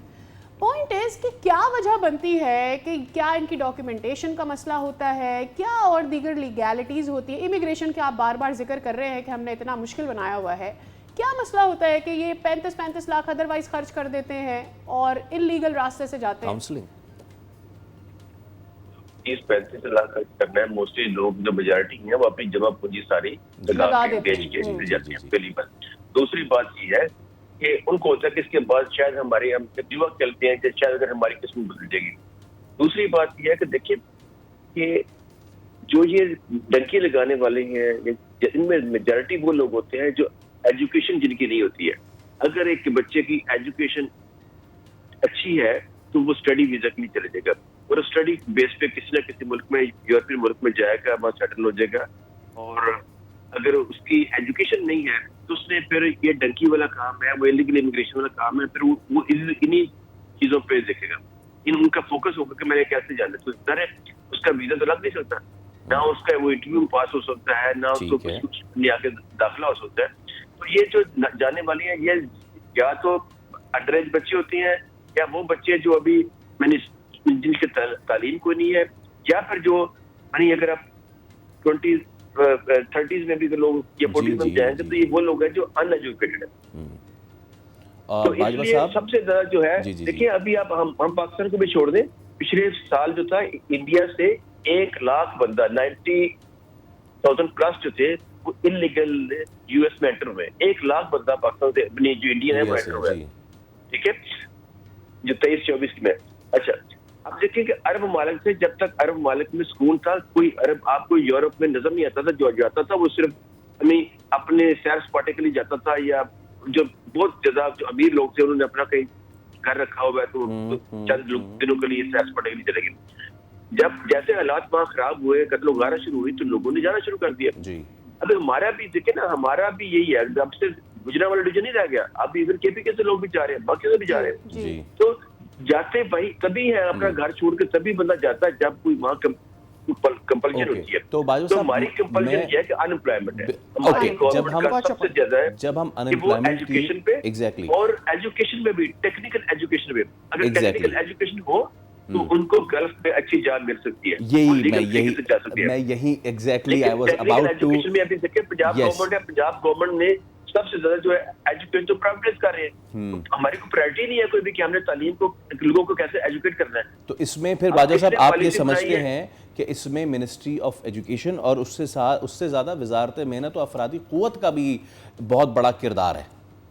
जी बिल्कुल होना चाहिए। देखिए ये प्राइम मिनिस्टर से लेके मिनिस्ट्री तक सबका होता है कि आप देखिए कि 70s में जॉब्स क्रिएट की गई, वहां पे अपॉर्चुनिटी क्रिएट की गई, उसके मुताबिक फिर जो था वो मैंने डिपार्टमेंट बनाया गया, एक मिनिस्ट्री क्रिएट की गई और उसके बाद हमारे कितने लोग वहां पे गल्फ में सेटल हुए, आज भी जा रहे हैं। लेकिन वो जो मैन पावर मिनिस्ट्री है उसका कोई रोल नहीं है कोई भी।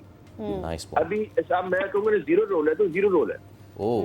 ओके, वहाँ पे सिवाय अपनी फीस लेने के लिए और या कुछ अपना भी नहीं है। करप्शन करने के लिए वहाँ पे कोई उनका रोल नहीं है। सज्जाद साहब, दो बहुत अहम पॉइंट्स आपने रेस किए हैं और हम ज़रूर कंटिन्यू करते हैं उस पर, लेकिन वक्त की कमी है। बहुत शुक्रिया आपके वक्त के लिए। तो जो हुई है, सबसे अहम चीज़ ये है कि आइडेंटिफाई किया कि क्यों लोग जा रहे हैं उस सेलेक्टेड रीजन से, और अगर जा रहे हैं तो उनको बाइज्जत तरीके से कैसे भेजा जाए, इस पे काउंसलिंग की जिम्मेदारी किसकी है।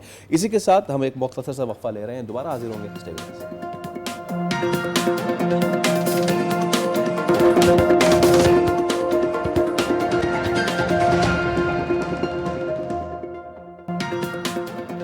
Welcome back. अभी तो हम इसी से एडजस्ट हो रहे थे कि चंद एक होटल्स में रोबोट नज़र आ जाते थे, कुछ रोबो रेसेस हो जाती थी, कुछ इस तरह की चीज़ें होती रहती थी। तो हम उसको बड़ी हैरानगी से देख रहे होते थे। अब ऐसा और क्या हो गया? अरे वाह, रोबोट ने ये क्या कर दी। अब रोबोट शादी कर रहे हैं जी। जी जी, अब रोबोट शादी के बंधन में बंध सकते हैं और एक रोबोट बंध चुके हैं।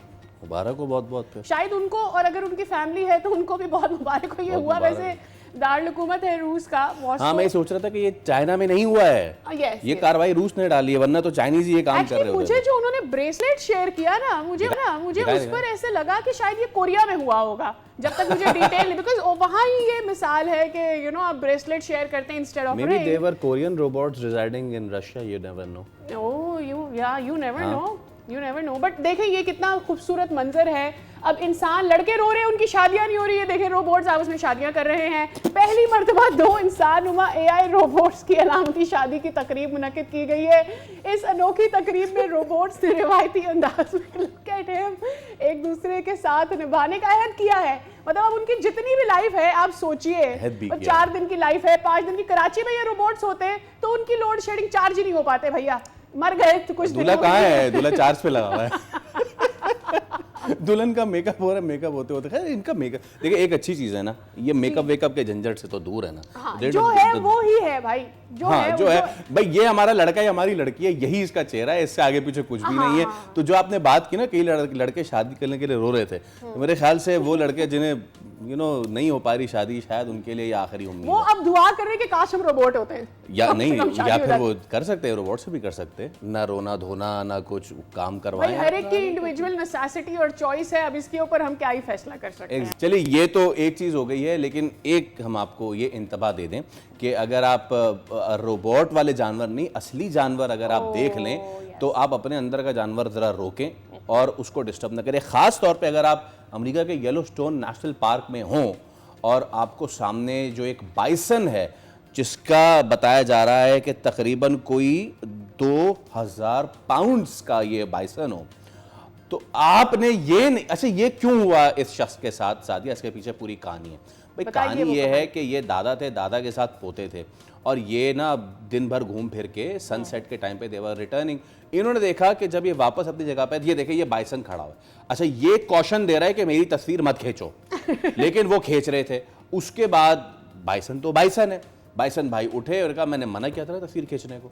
फिर आखिर में ये वो 1 2 3 धड़ाम। So the old guy is very injured. He is very injured. उनकी 65 साल की उम्र है। बताया जा रहा है कि वो हॉस्पिटलाइज्ड हैं, और ये भी पता चला है कि जब इसकी डिटेल पढ़ रही थी इस खबर की, तो ये भी पता चला कि ये बाइसन 65 ईयर ओल्ड इन शख्स के पास तो बाद में पहुंचा है। रास्ते में एक को वो उड़ाते हुए आया, लेकिन वो कैमरे में आ नहीं सके, वो भी जख्मी हुए, लेकिन वो इतने जख्मी नहीं हुए। ऑब्वियसली ये 65 साल के हैं, इनको ज्यादा नुकसान हुआ है। और देखे, मेरे ख्याल में, खैर यू विल नेवर नो कि क्या हुआ होगा, but at the end of the day, I mean like ये एक फेमस नेशनल पार्क है, यहाँ लोग आते जाते रहते हैं, लेकिन हर के साथ कोजी नहीं होना चाहता, हर कोई आपके साथ रिश्तेदारी नहीं बनाना चाहता। तो please stay away from big animals. Bison ही समझे, बिल्ली ना, भाई जान ना समझे उसे, बिल्ली ना समझे, और उसकी ऐसे तस्वीर ना उतारें, क्योंकि ये हम नहीं कह रहे, येलोस्टोन जो नेशनल पार्क है ना, उनके ऑफिशियल से कह दिया कि आज से कोई बाइसन की तस्वीर नहीं लेगा।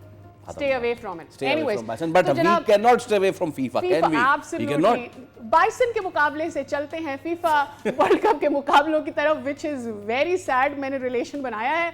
Anyways, चलें वर्ल्ड कप की बात कर लेते हैं। सेमीफाइनल्स में फ्रांस और स्पेन की टीमें आज रात मध्य मुकाबले होने जा रही हैं। मैच हमारे वक्त यानी पाकिस्तानी वक्त के मुताबिक आज रात 12 बजे का है, और जो है स्पेन अपना जो है दिफा पूरे टूर्नामेंट में नाकाबिले तस्खीर रहकर कर चुकी है, और अब वो सेमीफाइनल की जंग में है एंड ऑब्वियसली हमें फ्रांस के बारे में पता है कि वो ऑलरेडी 3 टाइम्स फाइनल्स में आ चुके हैं, so this time they will try कि ना सिर्फ वो फाइनल में आए बल्कि फाइनल अपने घर भी लेके जाएं। It's the top favourite team. Last time Spain one it was Iniesta, वो वाला दौर था।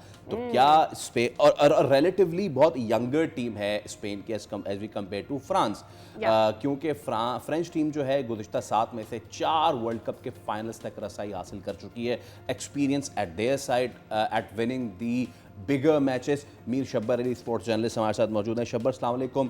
क्रिया बस अब 3 मैचेस की दूरी पर वो कप रह गया है और पहले दावेदारी आज रात होने जा रही है, France versus Spain, world number 1 versus world number 3। क्या समझते हैं सर? मैं इनिशियल क्वेश्चन ही आपका मिल लेता हूँ, your favourite for today's encounter. Welcome, thank you for having me on the show. My favorite for this encounter, this is a very difficult question क्योंकि probably ये पूरे वर्ल्ड कप का सबसे hard to predict match है, लेकिन अगर मैं मेरी इंक्लिनेशन किसी की तरफ है तो आई थिंक वो फ्रांस है because of their explosive attack, but Spain have much more control as compared to France, but it will be a very very good match, probably a boring one, लेकिन एक बहुत अच्छा football match होगा। And why do you say it's boring? Because of how Spain had been playing so far? जैसा उसने Portugal के against किया, जैसा अभी सेमीफाइनल के लिए क्वालिफाई करने के लिए हमने लास्ट जो बेल्जियम के साथ उनका मैच देखा, That was not boring. It wasn't boring, but her match की क्लोजिंग में, दोनों मैचेस की क्लोजिंग में एक सवाल जो हर एक ने कहा और वो यही था कि थोड़ा सा अपने आप को लेवल अप दिखाना पड़ेगा स्पेन को अगर वो जाना चाहता है आगे। So do you agree with that and that is why the reason कि आप कह रहे हो कि मैच बोरिंग होगा? लेकिन boring not in a sense of low quality football, boring in a sense of less goals, क्योंकि जो स्पेन की टीम है उसकी काबिलियत ये है, उसकी स्पेशलिटी ये है कि वो मिडफील्ड कंट्रोल जो जिस तरह वो एंजॉय करते हैं, जिस तरह के प्लेयर्स उनके पास हैं, जिस तरह की कोहेजन उनकी टीम में है, वो हार्डली किसी और टीम में है। मेरे ख्याल से फ्रांस में भी उस लेवल की कोहेजन नहीं है जो स्पेन के पास है। तो बॉल ज्यादा देर तक रखते हैं, वो अपने अटैक्स को डिले करते हैं, वो ओपोनेंट को तंग करते हैं, और तभी मैं कह रहा हूँ मैच बोरिंग होगा because France can come up with the same strategy, France can also offer control. So जब बॉल मिडफील्ड में ज्यादा रहेगी, देर तक रहेगी, अटैक्स उतने ही कम होंगे, फाइनल थर्ड में बॉल उतने ही कम पहुंचेगी और गोल्स भी कम होंगे, तो उस लेवल से मैं कह रहा हूँ बोरिंग है। लेकिन जो फुटबॉल एंथुसियास्ट्स हैं, जो फुटबॉल को डीपली समझते हैं, प्रॉब्ली उनके लिए तो एक ट्रीट होगी। ओके, तो शब्बर यानी कि हम ये एक्सपेक्ट कर सकते हैं कि it's the fire fighting France, जिसमें क्लियन एम्बापे, डेम्बेले, बारकोला भी शामिल कर लें, aggressive France versus a very composed midfield Spain, जिसमें रॉड्री इज द पिनिक। हम तो लमीन यमाल को देख रहे हैं ना, सब उसकी गुण गा रहे हैं, yes an 18-year-old winger, yes contender to be the best young player of the World Cup, लेकिन इसमें रॉड्री और माइकल मरीनो दोनों का बड़ा किरदार है जो आप कह रहे हैं। So it's going to be offensive versus defensive, ये पहला सेमीफाइनल। बिल्कुल ऑफेंसिव वर्सेस डिफेंसिव इतना नहीं कह सकते, लेकिन France can also come up with the same thing जो स्पेन के पास है, जो मिडफील्ड कंट्रोल है। फ्रांस हम लोग देखते हैं क्योंकि फ्रांस के जिस तरह के ओपोनेंट्स रहे हैं उनका अटैक ज्यादा प्रोमिनेंट रहा है, लेकिन अब फ्रांस अपनी जो स्ट्रैटेजी है वो स्विच कर सकता है back to having more control. So ये फ्रांस की जो मल्टी डायमेंशनलिज्म है वो इस मैच में हमें जरूर नजर आएगी। और इसके साथ साथ मैं ये भी कहूंगा कि आप आज शायद स्पेन की एक्सप्लोसिविटी भी उनको उस चीज की जरूरत ज्यादा पड़े, यमाल की उनको जरूरत ज्यादा पड़े। मैं आपसे यही कहने वाली थी कि what if we look at the other side of the picture and that is कि अगर स्पेन ये डिसाइड करे कि हमें आज वो गेम नहीं खेलना जो हमने शो किया है, so that they can surprise France, because France इस कंट्रोल को काबू करने की तैयारी करके आया हुआ होगा और स्पेन को पता है कि उनको कुछ डिफरेंट गेम दिखाना है। सो यू थिंक अगर फ्रांस तैयारी कर सकता है कंट्रोल दिखाने के लिए, तो स्पेन थोड़ा एक्सप्लोसिव होने की तैयारी नहीं करके आ सकता? एंड क्या उस स्पेन के पास ये एबिलिटी है अदर देन लमीन?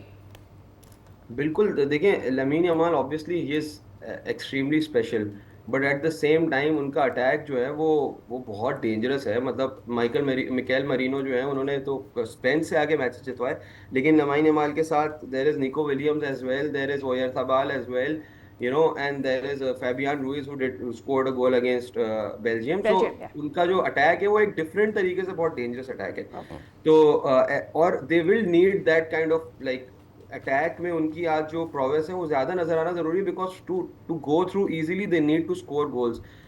इस मैच को आप जितना खींचेंगे उतना मुझे ऐसा लगता है कि वो फ्रांस के तरफ चला जाएगा। यस, जब आपने कह ही दिया है कि फ्रांस की तरफ चला जाएगा, चले हमने कर ली बात ना रॉड्री की एंड डेम्बेले की, मैं इनको साइड गिग्स तो नहीं कहूँगा बट ठीक है, let's move on to the hero अब तक फ्रांस के, and that is Kylian Mbappe. हर मैच में बहुत ही तगड़ा है। Was just watching one thing, और जो सॉर्ट ऑफ कंपटीशन मिला है अर्जेंटीना को, कोई भी टीम नंबर 20 से ऊपर उनको मिली ही नहीं इस पूरे टूर्नामेंट में। Well that's another point two discuss आगे चल के, बट फ्रांस के तगड़े मुकाबले हुए हैं, तगड़ी टीमों से हुए हैं, और Mbappe has been in every scenario a match winner, a goal scorer, a potential for the golden boot. कैसे रोकेगी स्पेन की मिडफील्ड एम्बापे को? देखिए, एम्बापे ही सबसे बड़ा चैलेंज है स्पेन के लिए, वेरी क्लियरली। वैसे तो Dembele and Olise, all of Barcola, Desire Doue, उनके अटैकर्स तो आउट ऑफ दिस वर्ल्ड हैं, but then there is Mbappe. तो वो वाली बात है कि उनको, मतलब जो स्पेन के फुल बैक्स हैं और जो स्पेन के सेंटर बैक्स हैं, उनके लिए एक बहुत ही डिफिकल्ट बैटल है आज रात। और एम्बापे, बिकॉज आप फ्रांस को कितना ही रोक लेंगे, बिकॉज आप जितना भी रोक लेंगे एम्बापे को आपको देखना है। और एम्बापे एक नॉर्मल प्लेयर से हटके प्लेयर है, एक स्पेशल प्लेयर से भी ज्यादा स्पेशल प्लेयर है, क्योंकि उनकी जो पेस है, उनकी जो ड्रिबलिंग है, वो आप देखें ना। And he has a different mindset as well. He is different from other heroes that we watch in the football. अच्छा, Shabbat, give me one team. Pick quickly, please. France versus Spain. France versus Spain. France. All right. Thank you so very much for your time. It was wonderful to have you. And we see कि कल है या Spain जीतता है. Pick your team. We have to go towards the closing. It's France. It's Spain. Somebody has to. जनाब, इसके साथ ही लेते हैं इजाजत। कल मुलाकात होगी, देखते हैं कौन जीतता है और पहुंचता है फाइनल में। See you across. Bye bye for today.